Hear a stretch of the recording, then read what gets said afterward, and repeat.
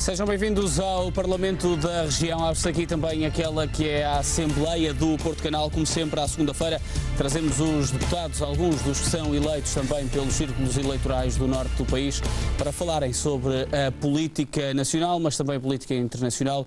Esta noite são meus convidados Miguel Laranjeiro, eleito pelo Círculo de Braga do PS, pelo Círculo de Braga. Também Michel Zoifat, eleito pelo Círculo do Porto, CDS-PP, e também Jorge Machado, do da CDU, PCP, eleito pelo Círculo do Porto. Contamos também a qualquer momento a chegada do representante do PSD, Eduardo Teixeira, eleito pelo Círculo de Viana do Castelo, para nos falar e também representar aqui o PSD. Começamos por uma data marcante que se passou durante este período em que não tivemos também nestas duas últimas semanas Parlamento da Região. Começamos com uma data marcante deste período, que foram os 4 anos desde que Portugal pediu a ajuda da Troika. Foi a 6 de abril de 2011 que o então primeiro-ministro português José Sócrates fez esse anúncio, um anúncio também que tinha sido deixado em claro horas antes por parte, na altura, do Ministro das Finanças e também da Economia, que colmava os dois cargos, Teixeira dos Santos. Este é um assunto que trazemos hoje em recordação, e começo por Miguel Laranjeiro, do PS, para perguntar o que é que se lembra e o que é que se lembra de novo e existe de novo neste pós-Troika e neste período de 4 anos. Muito boa noite também aos meus colegas do painel. Antes de mais, convém recordar que há 4 anos estávamos perante um governo minoritário, Partido Socialista, e que em muitas situações se formou uma coligação negativa de todos os outros partidos da oposição. Eu ainda me lembro de uma sexta-feira, creio eu, em que os partidos da oposição, todos, CDS, PSD, PCP, Bloco de Esquerda, se juntaram em propostas com centenas e centenas de milhões de euros de despesa. Estavam todos de acordo. E o Partido Socialista, como sabe, tinha apresentado aquilo que era um programa de estabilidade e crescimento, que tinha PEC 4, que tinha a aprovação das instâncias europeias e que foi chumbado por esta coligação, chamemos negativa. E a partir do momento em que o Partido Socialista não tinha maioria no Parlamento, enfim, deu-se aquilo que é do conhecimento.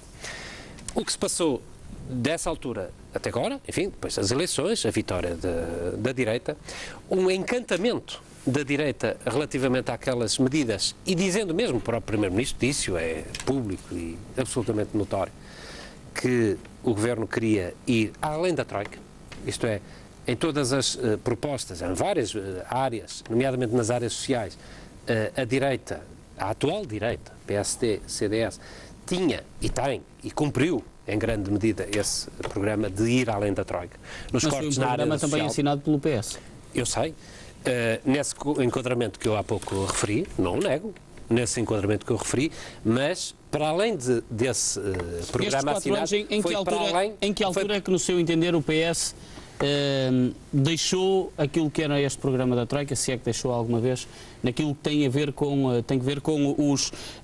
as medidas que o Governo foi dizendo que havia a necessidade de ir além daquilo que a Troika... Não, uma coisa é o programa que teve de ser assinado naquele contexto, em que havia uma oposição maioritária, já que o Governo era minoritário, uma oposição maioritária ao Governo do Partido Socialista. Eu sei que alguns elementos, nomeadamente nesta mesa, não gostam de ouvir isso, mas têm de ouvir, sempre ouvirão essa verdade. Mas houve uma intenção, portanto, houve uma intencionalidade do Governo PSD-CDS de ir para além, porque estava na sua matriz ideológica, na sua matriz de sociedade, ir para além das medidas que eram, enfim, e que acabaram por ser assinadas. O Partido Socialista sempre foi coerente, isto é, aquilo que está assinado, enfim, deve ser cumprido. O Partido Socialista é um partido de palavra, foi assim com a direção de António José Seguro, é assim com a direção de António Costa, mas crítico sempre também relativamente àquilo que foi para além disso. Foram, eu agora não quero mentir, mas mais de 400 milhões de euros de cortes, para além do que estava previsto na área da saúde, por exemplo, 2 mil milhões de cortes nas áreas sociais, cortes nos salários, cortes nas pensões, digamos, aumento da reforma. Da reforma, enfim, um conjunto de situações que provocou o quê? E isso é que importa fazer o balanço, se quiser, dos 4 anos. Muito mais desemprego, falências de milhares e milhares de empresas e do nosso, digamos, da nossa indústria, das nossas empresas, mais pobreza. Hoje o país regrediu no combate à pobreza. 1/4 das crianças em Portugal está em risco iminente de pobreza. 25%, mais de 25%. Também os idosos. Um governo que cortou no complemento solidário para idosos.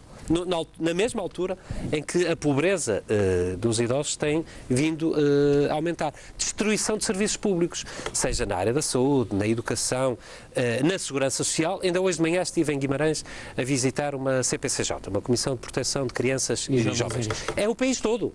Em Guimarães, mas é o país todo, com falta de recursos, que tem a ver, não só, mas também com a chamada requalificação, que é um corredor para o desemprego dos funcionários da Segurança Social, dos trabalhadores da Segurança Social, reduzindo elementos naquilo que é absolutamente dramático, como infelizmente temos visto nos últimos dias notícias no país, de desproteção das nossas crianças e jovens. Mais imigração e menos emprego.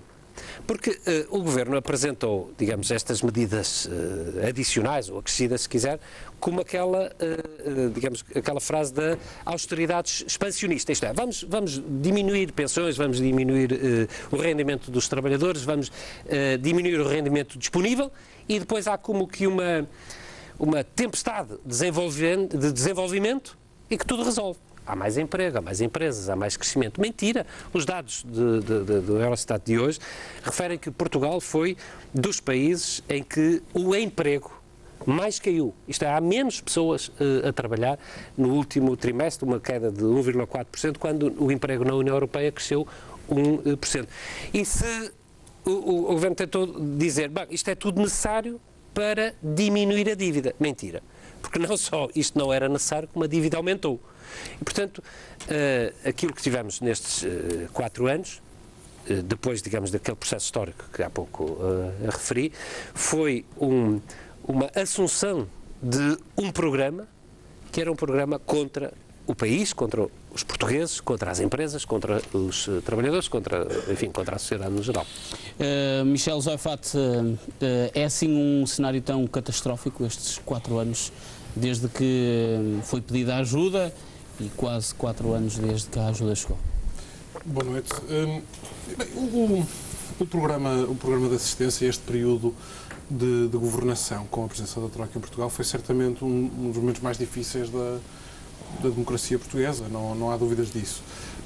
Foi um momento em que a nossa soberania estava altamente limitada, nós estávamos com um programa que, por um lado, garantia o financiamento que já não existia para tudo, para os bens essenciais, neste caso, pagamentos. Por exemplo, pagamentos de salários e pensões, mas tudo o que é despesa pública que faltava financiar, e convém também perceber que muita da despesa, por exemplo, que é paga com juros, é paga a empresas portuguesas, nomeadamente seguradoras. As pessoas têm as suas reformas, os seus planos de reforma privados, recebem as seguradoras. O maior componente, o contingente de financiamento das seguradoras é a dívida pública. Tivemos a semana passada o Instituto de Seguros de Portugal a confirmar isso no Parlamento. Bem, e, portanto, foram anos certamente difíceis, porque, além disso tudo, nós tínhamos a nossa liberdade política, ou de iniciativa, pelo menos, do Governo, altamente limitada. As medidas, todas elas que eram tomadas, eram negociadas medida a medida. Aqui foram enunciadas algumas das quais, que estavam no papel, negociadas diretamente pelo Partido Socialista. E outras que se conseguiram negociar de modo a Considera que o problema de Portugal foi essencialmente não ter margem de negociação? Eu acho que ter de pedir uma ajuda extrema Se nós ouvirmos, vamos lá ver, eu acho que era, apesar de ter sido um programa absolutamente difícil, eu acho que no momento em que foi pedido era inevitável, a alternativa seria sempre muito pior. E nós, portanto, jogámos dentro de uma margem muito estreita a tentar melhorar um caminho que era muito difícil de sair dele. Ouvindo, por exemplo, o professor Teixeira dos Santos, em algumas entrevistas que tem dado, percebe-se que houve ali quase que uma guerra de surdos mudos dentro do governo entre aqueles que estavam com a intenção de adiar e de resolver o problema para outra via e aqueles que perceberam rapidamente que não ia haver outra via. Portanto, o professor Teixeira dos Santos até teve que ultrapassar os acontecimentos, criando ele uma realidade nova, quer dizer, anunciar publicamente que ia haver um programa sem ter explicado isso, ou sem ter tido conhecimento disso, pelo menos ao Primeiro-Ministro. Explicado, ele há de ter explicado, mas o Primeiro-Ministro na altura não concordou. Olhando para o programa, nós podíamos dizer assim, não, fez-se bem, não devia ter havido programa, ainda fez-se bem em adiar e o engenheiro Sócrates tinha razão. Eu julgo que a partir de um determinado ponto, que é difícil dizer quando é que foi certamente durante o ano de 2010 ou 2011, o programa tornava-se inevitável. Porque mesmo o PEC 4, que o deputado Miguel Laranjeira aqui referiu, era um programa com uma série de medidas, mas não tinha financiamento associado. Portanto, era um programa que trazia uma série de medidas, quase todas elas apareceram no memorando da Troika depois, mas não trazia um único cêntimo de medidas e, portanto, nós, para nos termos financiado durante a vigência do PEC 4, estaríamos a pagar juros de 7% ou 8% ou mais. E, portanto, estaríamos hoje com um problema muito maior. Até porque a questão da dívida, que foi aqui também referida, do aumento da dívida este ano, que pode-se dizer, ouve-se às vezes, não, tudo isto foi em vão, a dívida aumentou. A verdade é que se nós virmos qual é a componente da dívida que vem, porque continuava a haver déficit, não é? Portanto, havia a necessidade de continuar a endividar para pagar a despesa que era superior à receita. É uma parte relativamente pequena. O resto veio de dívida que foi assumida no Orçamento do Estado, mas que já estava no Estado. Não estava, era inscrita como tal. Dívida da CP, por exemplo, dívida da Carris, dívidas aos hospitais, dos hospitais públicos às empresas que lhes fornecem, que foram sendo assumidas e pagas, entretanto, para que hoje nós tenhamos uma condição económica e de financiamento bastante, evidentemente, melhor do que tínhamos em 2011. Basta olhar para a Grécia e perceber o que é que um país que não tem condições económicas e políticas de credibilidade paga para se financiar. E o desespero que eu compreendo e que espero que se resolva do governo grego de conseguir financiamento e de conseguir pagar aquilo que os Estados querem. Eu acho o importante, ao fim de 4 anos, é sobretudo perceber que isto não se pode voltar a repetir e que nós temos de ter contas públicas sãs, contas públicas equilibradas, sustentadas. Nós falamos muitas vezes sobre sustentabilidade ambiental, sustentabilidade das políticas públicas, etc. Mas olhando para todas estas medidas e para este período de 3 anos com a ajuda externa e destes 4 anos desde que ela chegou, há quem diga que só lá para meados quase de 2020 é que Portugal vai começar a sentir aquilo que é o pós-Troika. Acha que, por exemplo, teria sido inevitável as subidas de gás e eletricidade, que são mais diretamente para as famílias, por exemplo, a subida da idade da reforma, teria sido inevitável para que as pessoas sentissem menos austeridade? Estou-me a lembrar de 2 medidas. Eu não sei dizer porque eu nunca estive à mesa de negociações com a Troika. Todas as medidas que foram implementadas estavam a ser negociadas medida a medida. Portanto, o Governo, quando teve que implementar essas medidas, certamente que terá apresentado medidas que na ótica do Governo seriam menos gravosas para as poder colocar em cima da mesa. O que aconteceu é que nós tínhamos entregue literalmente a nossa soberania durante este período para que, garantindo os nossos financiamentos, e assumimos esse compromisso, assumimos na oposição ainda, em 2011, e naturalmente depois, quando fomos para o Governo, para obter esse financiamento. E, mais uma vez, olhando para a Grécia, nós podemos ver que os caminhos alternativos não são um mar de rosas, propriamente, são eles também cheios de pedras. Eu acho que, apesar de tudo, fez-se algumas coisas em que se tomou umas opções que o PS não deixou. Por exemplo, falou-se aqui de questões que tocam diretamente às famílias. A salvaguarda do IMI introduziu-se, não estava no programa original, pronto, e eu não estou a dizer que foi por mal do PS ou porque o PS esqueceu das famílias. Acho que foi porque as circunstâncias assim o ditaram e conseguiu-se introduzir. Descongelaram-se as pensões mínimas sociais e rurais, excluíram-se 85% dos pensionistas dos cortes nas pensões que houve. Portanto, só atingiram cerca de 15% dos pensionistas. E foram tudo escolhas, não foram fáceis de fazer. Eu, como disse, nunca estive à mesa de negociações com a Troika, mas imagino que quem esteve tentou em cada uma das avaliações puxar pelo país e fazer o melhor de boa fé pelo país. E isso tem um efeito que, recorde-se também o que é que se dizia há um ano, por exemplo, atrás. Portugal não ia conseguir acabar o programa, acabou. Não, ia acabar, mas ia ter um segundo programa. Não teve. Não era um segundo programa, mas ia ter um programa cautelar. Não teve. Saiu a Troika, já se introduziram medidas, entretanto, um aumento do salário mínimo que se operou no último trimestre do ano passado, que estavam proibidas pela Troika. Portanto, o efeito do pós-Troika já se sente. E a Troika, de resto, reclamou logo também por essa medida. Jorge Machado, boa noite. Não foi um programa que foi nem pensado, nem assinado, nem negociado por parte da CDU e do PCP. Já aqui ouvimos o Michel Seifert dizer que possivelmente não haveria um plano B e uma outra alternativa. A questão que lhe faço é o que é que teria feito e o que é que deveria ter sido feito no entender do PCP, sendo que desde o início o PCP rejeitou a presença da Troika e esta ajuda. Muito boa noite a todos. Eu acho que importava aqui primeiro fazer um esclarecimento deste choradinho do PEC 4 que o Miguel Laranjeiro habitualmente faz. É uma espécie de vitimização ridícula, é uma vitimização absolutamente ridícula do Partido Socialista, porque importa recordar, o PS assinou o PEC 1, teve o apoio no PEC 1 do PS, PSD, aprovaram no orçamento. Continham o quê? Medidas que castigavam o povo e os trabalhadores por uma crise financeira que não foi provocada pelos trabalhadores nem pelo povo português. PEC 2, PS, PSD. PEC 3, PS, PSD. Sucessivos orçamentos de Estados, PS, PSD, de mãos dadas a aprovar medidas que penalizavam o povo. Vem o PEC 4. E no PEC 4 o PCP manteve uma coerência, que é votar contra estas medidas que penalizavam quem não merecia ser penalizado, que o PS adotou essa estratégia. E o PEC 4 continha privatizações, cortes nos salários, medidas que nós considerávamos inaceitáveis. E, portanto, mantivemos o voto contra.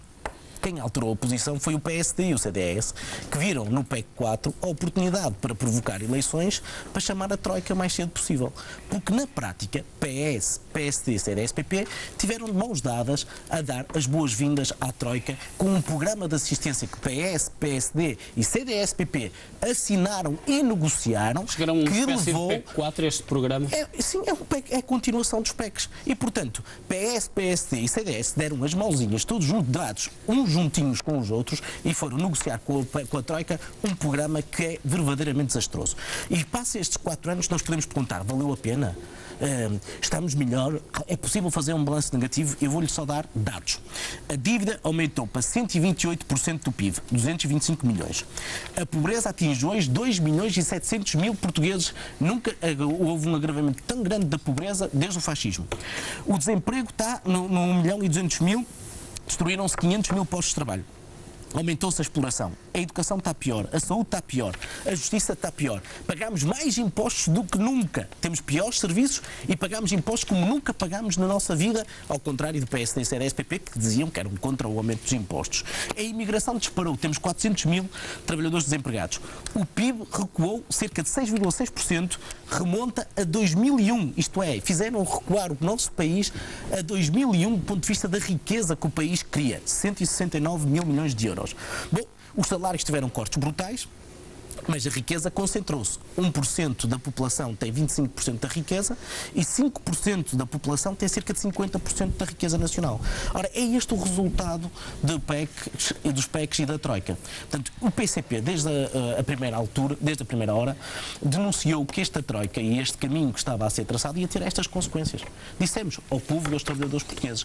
E é por isso que não só não negociámos, porque não reconhecíamos legitimidade na Troika, que é uma entidade que não é soberana, não representa Estados e, portanto, não seria o caminho que nós consideramos justo. O que é que deveria ter sido feito? O que deveria ter sido feito? Neste ponto quase sem retorno que existia, primeiro de tudo, é preciso desdramatizar.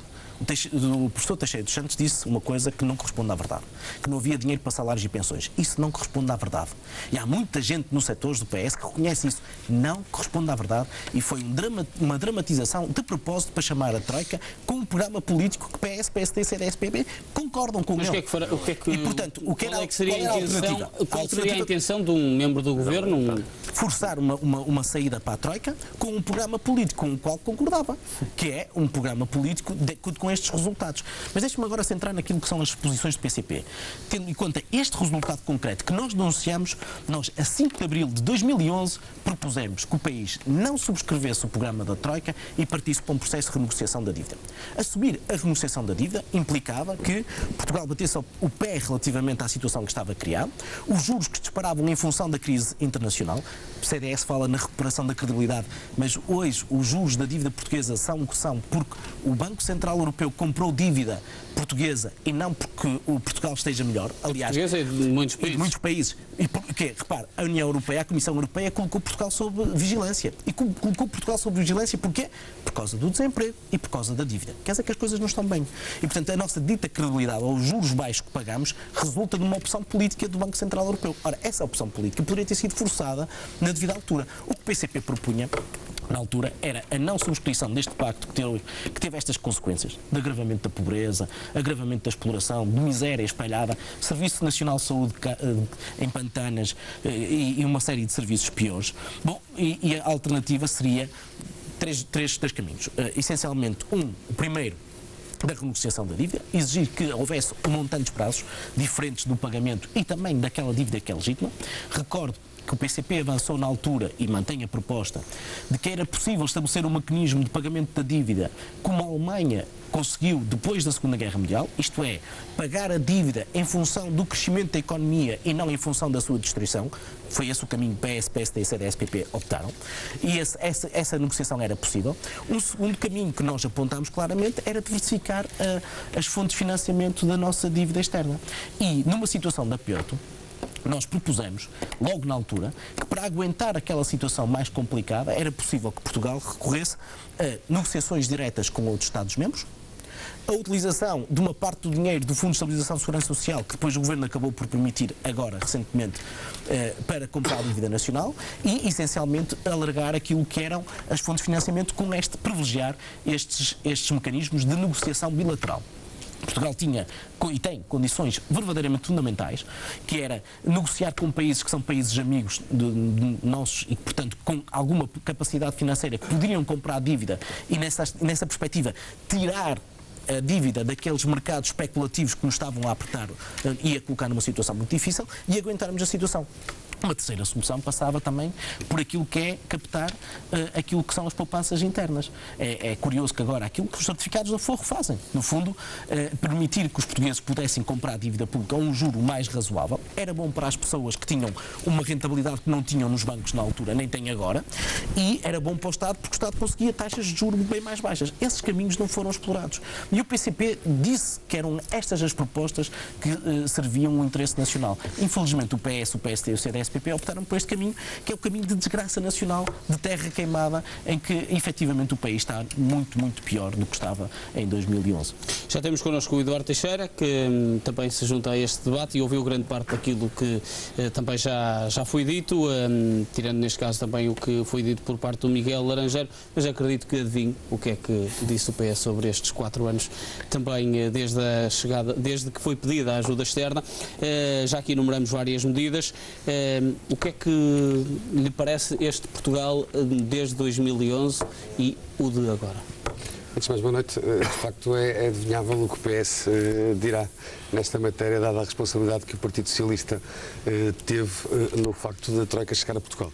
E, portanto, dar aqui uma palavra de esperança. Eu acho que os portugueses, de facto, reconhecem e vão reconhecer ainda mais o esforço que foi feito no sentido de reganhar a soberania, reganhar a credibilidade e pôr o país a crescer, que em 2014 já se verificou um crescimento, em 2015 as expectativas até das várias entidades são superiores até o que o Governo projeta e 2016 são perspectivas muito, muito importantes.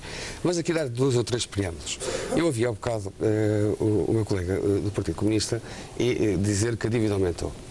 É bom aqui 80 mil milhões. Diga lá, 80 mil milhões. O que aumentou foi 80 mil milhões. Que a dívida de facto apareceu. Do PIB.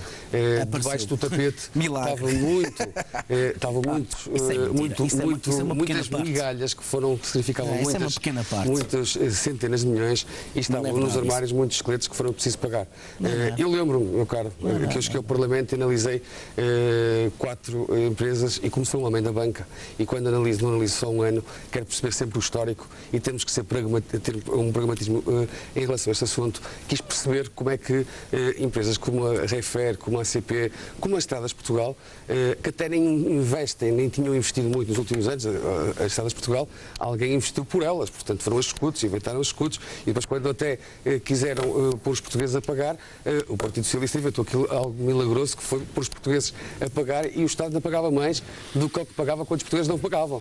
E agora vemos esta renegociação. Vocês mantiveram os escudos e aumentaram os escudos, estiveram a favor disso. Que eu gostava que o Partido Comunista e até o Partido Socialista dessem aqui a nota positiva dos 8.200 milhões de euros na renegociação destes contratos associados à Reifer e às Estradas de Portugal, porque são 8.200 milhões de euros de poupança para os próximos anos. E, portanto, a dívida não aumentou. Ela, de facto, apareceu. E eu vou dar este exemplo. 80 mil milhões não aumentou. Eu vou dar este exemplo. Estas quatro empresas, nos últimos 5 anos, tinham tido prejuízos acumulados de 10 mil milhões de euros. Sim. 10 mil milhões de euros nos últimos 5 anos para trás. Bem, como qualquer gestor ou qualquer alguém que vai analisar, alguém vai analisar as contas, percebe e diz assim, bem, se faltou ali o dinheiro, o Estado teve que entrar com o dinheiro nestas empresas. Pois bem, o Estado tinha entrado, não tinha feito nenhum aumento de capital social, não tinha entrado com suprimentos, não tinha feito absolutamente nada, a banca suportava e a banca foi estourando também por essa perspectiva que pôs lá em obrigações, em papel comercial, em contas correntes calcionadas, mais 10 mil milhões. Mas também foi buscar algum tudo isto chegou a um ponto que estourou e depois o Estado foi buscar algumas bancas através dos contratos swap, que alguns deles até foram celebrados por membros que posteriormente foram para o governo. Não tem a ver com esta questão, tem a ver com prejuízos efetivos que a empresa tinha e que o Partido Socialista, e que alguns ficou através do contrato não punha o dinheiro. Prejuízos? Não tinha. Eram prejuízos. Era atividade operacional. Não analisam lá muito bem. Ou é a dívida? Não, era prejuízos que eram acumulados com dívida no passivo. Eram acomodados. Essa questão, todos os anos iam acumulando, só que o Estado não punha lá dinheiro. E portanto, a dívida, meu caro Jorge, a dívida é para pagar independentemente de se ter ou não responsabilidade nessa matéria. Agora, nós temos um país hoje mais credível. Eu pegava nessas palavras, fazendo o balanço destes 4 anos, acho que é importante dizer o que, por exemplo, quem nos observa lá fora acha de Portugal. Porque isto depois se reflete, por exemplo, nas taxas de juros negativas, que primeira vez na história. O primeiro-ministro francês, não é desvantagem como o Partido Comunista diz, não é de certeza absoluta. Porquê que há taxas de juros negativas? Porque nós temos o rigor, somos observados lá fora, os investidores. Meu caro, por muito que custa à esquerda, eu acho que devia reconhecer esse papel. E mais, há que dar nota aqui, e por isso eu acho que, até porque esta declaração é recente, do que o primeiro-ministro francês que veio a Portugal disse, os olhares lá de fora percebem que o crescimento regressou a Portugal. E este crescimento que regressou a Portugal já não se verificava, tirando ali o ano 2008 de uma forma muito tímida, desde o início da década de 2000. E isto é de facto importante. E, meu caro Jorge, todos nós sabemos que não podemos gastar mais a vida toda do que recebemos. Todos nós sabemos. Um dia estoura, não é? Portanto, o déficit que este ano se perspectiva para 2015 é tão só, para ver o rigor das contas públicas, tão só o déficit menor nos últimos 40 anos de democracia. O país viveu muitos anos, e então, nestes anos que antecedeu a Troika, acima das suas possibilidades. O déficit que se perspectiva para 2015, eu acho que nós todos temos que, os portugueses têm que, e sentem esta realidade de hoje as suas contas estarem em ordem. Meu caro Jorge, nas nossas casas não é muito diferente. Se nós gastamos um ano mais, 2 anos mais, 3 anos mais, 4 anos mais, um dia estoura e o Partido Socialista esmolhou o país. Claro que o Partido Comunista hoje disse aqui e disse à sua maneira, que é, nós não concordamos com a troika. Mas o Partido Comunista nunca teve a governar Portugal e não sabe esse peso da responsabilidade. E nós, o PSD com o CDS, ainda não éramos governo e tivemos que assinar em nome de Portugal, porque naquele mês, não vale a pena repetir a frase de não haver dinheiro, porque essa era a realidade.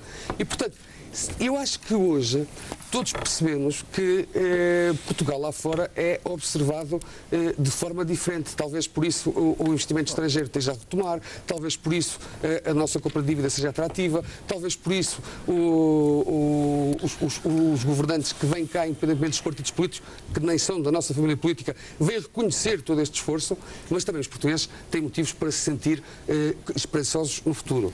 Hoje o desemprego está menor do que estava há um ano, hoje o emprego está a aumentar. Em relação a um ano, não, com certeza, meu caro. Está a aumentar nos últimos anos. Em relação ao emprego criado, hoje é mais expressivo. Em relação até, nós somos do Norte, todos os 4 representamos aqui distritos da região Norte, temos todos a percepção de que este pacote de fundos comunitários é descentralizado, é expressivo, é dos mais expressivos em termos de descentralização das competências de gestão e de atribuição e é focalizado no apoio à economia e à criação de emprego. Este sim é a nossa preocupação. São as pessoas, mas com realidade.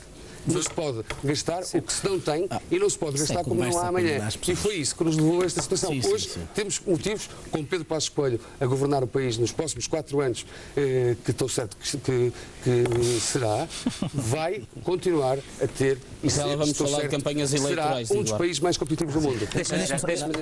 Muito rapidamente, por causa da ordem, e depois damos também a palavra ao Miguel. Eu não vou fazer nenhum comentário sobre o mundo cor-de-rosa que aqui foi mostrado. Acho que quem nos ouve lá em casa percebe perfeitamente que é um mundo completamente inexistente na realidade. Mais laranja, mas seja lá como for, é igualmente ilusório, não corresponde à realidade e as pessoas que estão lá em casa percebem bem isto. Acho que nem vale a pena perder tempo com isto. Duas questões. Dívida das empresas. O PSD vem aqui dizer que o aumento de 80 mil milhões de euros da dívida desde 2009 até hoje e passarmos a 128% do PIB de dívida para 225 milhões de euros significa a dívida das empresas. Primeiro, a dívida das empresas representa uma pequena parte desse aumento da dívida. Não corresponde à totalidade. É o fracasso das opções políticas que aumentam a dívida daquilo que são a dívida nacional. Segundo, a maior parte da dívida das empresas públicas resulta do quê?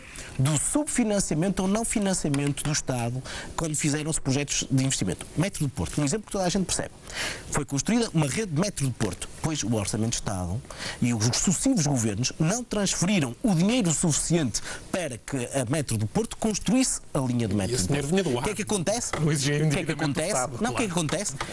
Aumentou a dívida. Ora, quem é que foi responsável por não transferir esse dinheiro a devida altura e a pagar juros sucessivamente durante esses anos todos e aumentar a dívida? PS, PSD, CDS, PP, que aprovaram os sucessivos orçamentos. O PCP fez propostas de orçamento de Estado de aumento daquilo que é o financiamento das empresas públicas para pagar o investimento. Bom, esse investimento não foi pago. E, portanto, quem não pagou na devida altura foi o PS, PSD e CDS, PP que deu pago. Segunda questão, credibilidade do país. Eu reitero, aquilo que acontece hoje com o pagamento de juros negativos resulta não do governo ou da credibilidade do país, porque eu recordo que a Comissão Europeia colocou o nosso país sob observação negativa, para que as pessoas percebam que é uma observação no sentido que as coisas não estão bem, porque alegando 2 motivos, a dívida e o desemprego.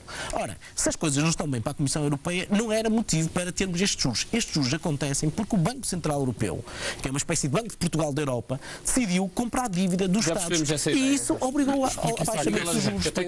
Exclusivamente isto. Exclusivamente isto. Exclusivamente isto. Os países não aproveitaram, só Portugal é que aproveitou essa benesse. Não é o único. A França também tem juros negativos. Também há noutros países. A Grécia, queres falar sobre a Grécia? Podemos falar sobre a Grécia, se quiser. Está espetacular, não? Vamos falar já sobre a Grécia. É profundamente antidemocrático o que está a acontecer na Grécia. Eu tenho de dizer que há aqui muita má consciência, quer dos partidos de direita, mas também aqui no consciência tranquila. Votamos sempre do lado certo. O PCP nunca aprovou nenhum orçamento de Estado do Partido Socialista. Creio que só qual foi o orçamento de Estado que tenha apresentado de jeito? Os anos do primeiro-ministro Vasco Gonçalves é que aprovou. É isso, sim, orçamentos de jeito. Está bem, 75, Não, certo, quem não ia ao Parlamento. Agora, Nem os tem orçamentos não como iam ao Parlamento. oposição, nós não nos enganamos na oposição e no nosso adversário político, que é a direita. O O choradinho PCP é muitas vezes engana, e isso é pena, Não. é pena na história É da nossa política democracia direita. e é pena na É pena o atualidade. PS não dizer Mas nada de os esquerda. os nossos colegas aqui Diga qualquer coisa de esquerda. da direita, eu vi agora o deputado do PSD diz que lá fora há uma credibilidade, uma maior credibilidade. Eu não sei se estamos a falar das centenas de milhares de portugueses que mandaram emigrar. Nomeadamente os jovens. Sabe, não, mas sabe, é verdade, é verdade. Sabe, não, ouça, agora deixa-me falar que eu não é verdade. Sabe que hoje, fruto das políticas e das declarações, nomeadamente do Primeiro-Ministro, mas também do Ministro da Educação, do Secretário de Estado, ainda me lembro também do Ministro Miguel Relvas, a encaminhar e a dar como indicação e orientação aos jovens, faz com que hoje no secundário os jovens, uma grande percentagem dos jovens, nossos jovens portugueses, pensam em acabar a faculdade e emigrar logo. Porque a indicação, agora já digamos, há um programa vem, não é? Para 40 projetos, 50 pessoas, 100 pessoas, 200, enfim. Isto é, mandaram durante 4 anos os jovens emigrar. Isto é, vão. E agora digam, vêm. Mas vão 400 mil e querem que venham 40. O que eu acho que aqueles jovens todos, e todos os portugueses hoje, olham para o governo e digam, vão embora nas eleições e não votem. Porque aquilo que fizeram nestes últimos 4 anos de desilusão, destruíram a esperança do capital humano. O que é que faz a diferença dos países? Enfim, os recursos humanos, que não somos muito ricos, mas sobretudo as pessoas. Se não houver investimento nas pessoas como tem, se há área que regrediu nestes 4 anos, foi a educação. Os professores, os professores, a comunidade escolar que nos estiver a ouvir, sabe daquilo que eu estou a falar com mais propriedade do que eu. Isto é, houve, do ponto de vista conceptual, na escola pública, uma regressão que vai custar muito a recuperar, vai custar muitos anos a recuperar. Aumento de estudo, redução do número de professores, confusão no início do ano letivo, como referiu por diversas vezes e bem o líder do meu partido, um desinvestimento, não só, enfim, em termos, digamos, de dinheiro e de investimento, mas também um desinvestimento daquilo que deve ser a formação profissional. Acabaram com as novas oportunidades, dizendo vamos ter aqui algo alternativo. Mentira! Não tiveram nada. Hoje há centenas de milhares de adultos que necessitam e que esperam e que querem ter formação, querem melhorar as suas qualificações, sejam de base, mas também as profissionais, não têm oportunidade, não têm caminho, não têm alternativa. E criticaram um programa que podia ter melhoria, certamente, não é isso que está aqui em causa, podia mudar de nome, tudo bem, não tem problema, mas que tinha um objetivo de aumentar as qualificações. A média da OCDE, em termos de formação, são 12 anos. Aqui em Portugal está muito abaixo e precisamos de fazer um esforço muito superior a outros países, porque se os outros países estivessem parados, nós havíamos de lá chegar, mas outros países também caminham, também progridem.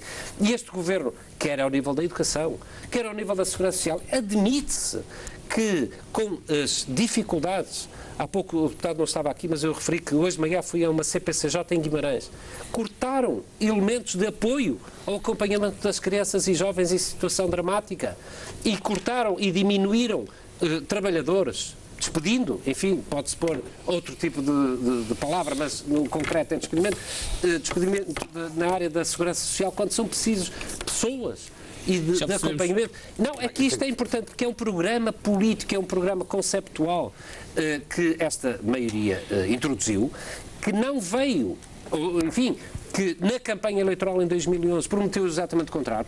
Prometeu não haver despedimentos na função pública, há despedimentos na função pública, o Primeiro-Ministro prometeu em abril de 2011 não haver aumento de impostos e houve aumento aliás, um aumento brutal de impostos, conhecendo toda a realidade que existia no país. E é sobre esta desesperança que eu chamo já por várias vezes, é a velha maioria que está aqui nos últimos meses de sua governação. Uma maioria cansada, sem esperança e, sobretudo, que não dá esperança aos portugueses e aos cidadãos. Isto é, que está em fim de vida, passa a expressão, mas em fim de mandato, esta velha maioria para substituir uma nova maioria, naturalmente, liderada pelo Partido Socialista. Avançamos.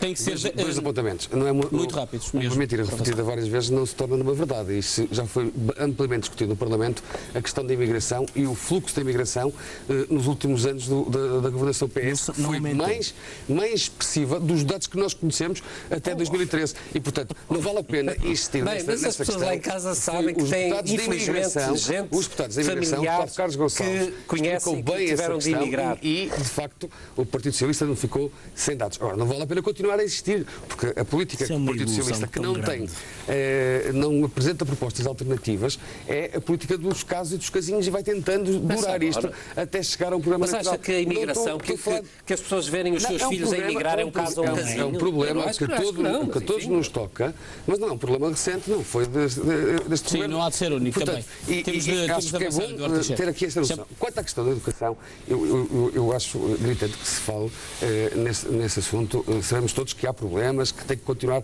a resolver-se situações. Essa situação da CPCJ, de facto... Houve um relatório da Comissão Europeia que fazia referir que Portugal estava no topo com mais problemas a nível de educação. Há formas que foram implementadas.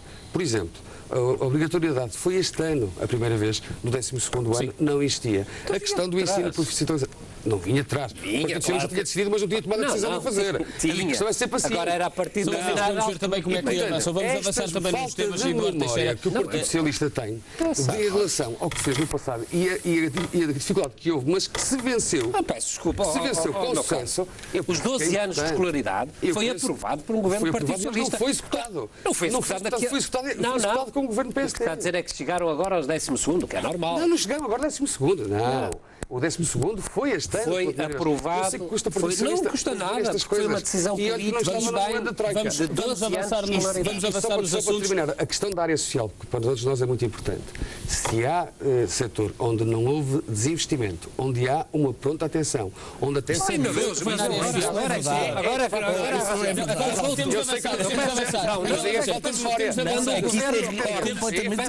quando um governo corta milhões de euros no complemento solidário para idosos... Não é verdade. É verdade. Sociais. Não é verdade. Complemento solidário para idosos. Isto é, os idosos com mais dificuldades viram cortados o seu apoio. Não sei quantos e diz-me que agora o rendimento social cortaram no complemento solidário, cortaram no subsídio de desemprego, cortaram no rendimento social de inserção, cortaram em todas as prestações sociais. A pobreza aumentou significativamente. 2 milhões e 700 mil portugueses na pobreza à vossa custa. Hoje, por exemplo, na saúde, a pobreza aumentou no mandato do governo PSD, CDS-PP. Ouça o que eu estou a dizer, não é o PCP que o diz, é o do Estado Estatísticos do INE. Durante o mandato do governo PSD, CDS-PP, a pobreza no nosso país aumentou 629 mil pessoas. 2013. E 2014 vai ser pior. E, portanto, vocês são responsáveis pelo pior agravamento da pobreza desde o fascismo. Não venha dizer que houve preocupação social, porque não julho de 2011, pura e simplesmente não corresponde à verdade. Somos todos 629 mil, é um dado estatístico. Felicíssimos com isso. É um dado estatístico, não é o PCP que o diz. Assumam as responsabilidades. Vamos avançar neste assunto, que inclusive é um assunto que até acaba por dizer respeito pelo facto de ser ministeriado por parte de um ministro que é do CDS-PP, este da parte da Segurança Social, para aquele que é um dos últimos temas, ainda tentando passar para o assunto da Presidência da República, mas no que a discurso do Governo diz respeito, Michel Zoifat, um discurso que é mais virado para os empresários, fazem de ver aquilo que se fala muito dos rumores da taxa social única poder diminuir efetivamente para as empresas em ano de eleições e o Governo olhar mais para os empresários do que se calhar para os portugueses? Não, eu diria que olhar para a criação de emprego é uma coisa que importa muito aos portugueses, e quem cria emprego são as empresas e são os empresários, e é quem investe, não é? O emprego não cai do céu, por muito que se prometa às vezes nas campanhas eleitorais criar 150 mil postos de trabalho, num governo que foi muito feliz em destruir emprego, como o anterior governo. Nós estamos a recuperar no emprego há há cerca de há mais de 2 anos, a rigor, com recuperações na taxa de desemprego e no número de pessoas empregues, sendo certo que este ano arrancou com menos expressão esse facto. E eu acho que é preciso mesmo olhar para os custos do trabalho. Por exemplo, as pessoas pensam, quando se aumenta o salário mínimo, é um aumento de poucos euros, mas a verdade é que um aumento líquido é um aumento bruto em que, portanto, acresce esse valor, acresce a taxa social única, acrescem os impostos que se pagam e os empresários é que têm que arcar com isso. Estamos a falar de uma taxa que em 2012 resultou num enorme protesto. Sim, mas esta taxa que acabou por não subir para as pessoas, mas esta redução é uma maneira acha que no seu entender, do Governo de seduzir as empresas e simultaneamente poder com isto diminuir a taxa de desemprego e simultaneamente reduzir os portugueses? Eu digo-lhe, eu acho que os custos do trabalho são uma variável muito importante para quem investe, nomeadamente para quem investe em setores intensivos de emprego, como por exemplo o turismo, mão de obra intensiva, que aliás, é um dos setores que está a ajudar a recuperar a economia do país. E se nós mexermos nos custos de emprego, estamos a facilitar a criação de novos postos de trabalho. Se isso é na TSU, se é, como já se fez também sensivelmente no IRC, se é noutros impostos, eles têm todos depois determinadas expressões para determinadas indústrias de forma um bocadinho diferente. Eu acho que a TSU se as contas da Segurança Social o permitirem, é uma boa iniciativa. A redução da taxa social única por via das empresas, com certeza de que há também uma ajuda para um problema que nós temos em Portugal, que é a captação de capital, em geral. Portugal é um país com baixíssimos níveis de capital e como o capital não nasce nas árvores, nós temos que o, por exemplo, trazer do estrangeiro. E, portanto, ajuda também. Esta questão dos fundos comunitários. Os custos de trabalho, que, nomeadamente, também, agora com o Horizonte 2020, nos ajudará também a captar capital estrangeiro e tem-se ouvido até em alguns investimentos, por outras razões, em Portugal. É uma notícia que nos deve deixar à vontade, no sentido de que pode ajudar à criação de emprego. E repare, não há criação de emprego se os custos do trabalho forem tal que as empresas não queiram contratar. Não consigam contratar. E isso é uma das maneiras de o fazer, e eu acho que se estiver a ser estudada e se concluir que ela é viável, eu acho que é um bom caminho. Acha que é o Jorge Machado, e muito rapidamente peço o vosso poder de síntese, porque já estamos na parte final do programa. Esta é uma medida que já foi contestada, aliás, pelas centrais sindicais. Avançar-se é uma medida já eleitoral do Governo? É uma medida completamente irresponsável. Eu acho que primeiro queria dizer que o Governo fala para os empresários. António Costa almoçou recentemente com o setor bancário. Eu acho que está claro para quem é que governa quem.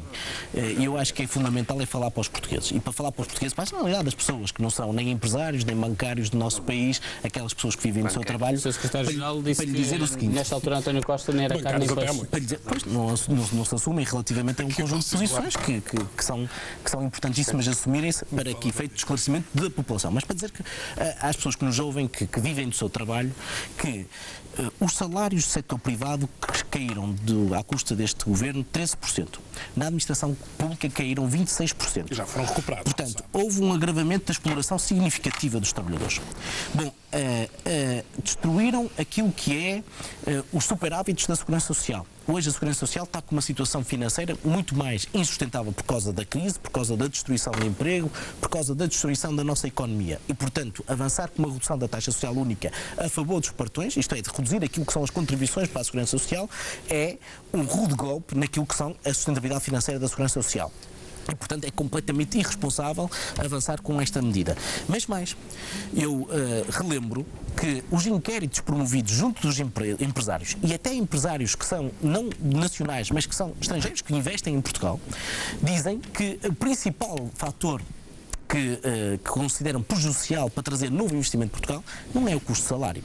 Nós já temos salários bem abaixo da média europeia. Nós não precisamos de mais exploração. Não precisamos. Ao contrário do que queiram existir, não precisamos. Quais são os fatores que eles consideram fundamentais? Os custos de contexto, nomeadamente energia e transportes.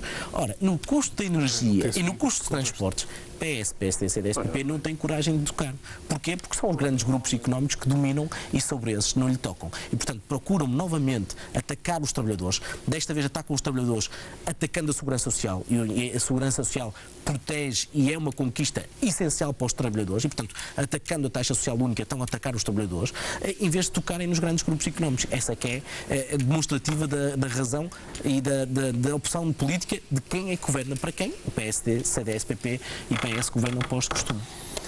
Há muita, enfim, confusão nesta matéria, não conhecemos que tipo de estudos estão a ser feitos. É verdade que há estudos. É verdade que quem cria emprego são as empresas, mas nós não aceitamos que isso seja à custa do salário dos trabalhadores, daquilo que descontam para a taxa social. Há 2 anos, 3 anos atrás, o Governo ensaiou essa medida com uma forte oposição da sociedade, dos parceiros sociais, do Partido Socialista, aliás, ameaçando mesmo uma moção de censura caso a taxa social única fosse para a frente, e o secretário-geral do Partido Socialista, António Costa, referiu, e bem, recentemente, que era absolutamente inaceitável que isto fosse uma medida para reduzir os salários dos trabalhadores. Há umas lágrimas... Aqui o colega do painel, Jorge Machado, tenta sempre meter uma bicada contra o Partido Socialista. Quando falou que houve um encontro do secretário-geral com bancários, devia querer dizer banqueiros, porque bancários, até o líder da UGT, é um distinto, meu querido amigo Carlos Silva, é um distinto bancário que muito me orgulha de ser amigo. Agora, a direita tem lágrimas de crocodilo nesta matéria. Porque, por exemplo, o Partido Socialista sempre, desde há 4 anos, que propõe a descida para a taxa intermédia do IVA de restauração. Isso não é apoio às empresas na área da restauração? É ou não é? Queria ou não queria mais emprego? Queria. É um apoio efetivo. Agora, não façam apoios e não proponham apoios às empresas à custa dos trabalhadores.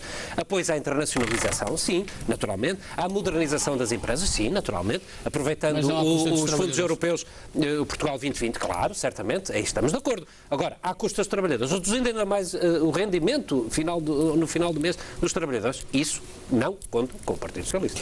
Para terminar, 1 minuto, Eduardo Teixeira. Bem, nós temos que ter aqui um discurso que temos que pensar em termos práticos. O país está a crescer e irá crescer, e as perspectivas é que crescerá de 2014 a 2016 em montante, em número expressivo, percentualmente ultrapassará os 2% em 2016. Mas isso não nos basta. Nós temos que conseguir criar e aumentar a competitividade e conseguir atrair investimento para criar mais emprego e para apostar na economia.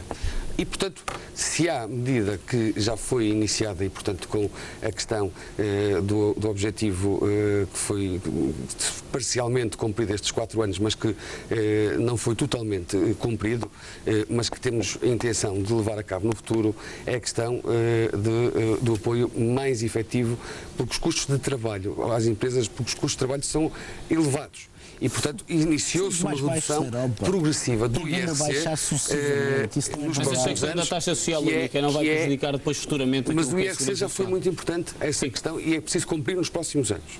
Agora, há aqui uma noção clara de que os custos de trabalho são elevados. E são os 2 caminhos. Nós não podemos reduzir salários. Aliás, é bom aqui dizer que foi em concertação social e, portanto, então, espera que não funcionou, o salário mínimo aumentou. Não contra a vontade da esquerda, claramente, nem contra a vontade da direita, que todos estávamos o problema é que foi a coragem de o fazer. E a coragem de o fazer e de pôr em cima da mesa, mais uma vez, em um momento difícil, deveu-se ao Partido Social Democrático. E, portanto, nós não podemos reduzir salários, temos que aumentar a competitividade, diminuir os custos de trabalho. E, portanto, esta poderá ser uma medida que tem que ser tida em conta para criar atratividade, para potenciar o crescimento também ao Eduardo Teixeira e ao Miguel Laranjeira e ao Jorge Machado, e acima de tudo agradeço-vos pelo facto de, ao longo deste programa, não termos falado da Presidência da República, mas sim daquilo que é a política nacional. Quem sabe iremos falar da Presidência da República futuramente. Agradeço assim também o facto de ter estado a acompanhar mais este Parlamento da Região. Nós estamos de regresso a próxima semana. Voltem bem connosco para falar sobre a política nacional.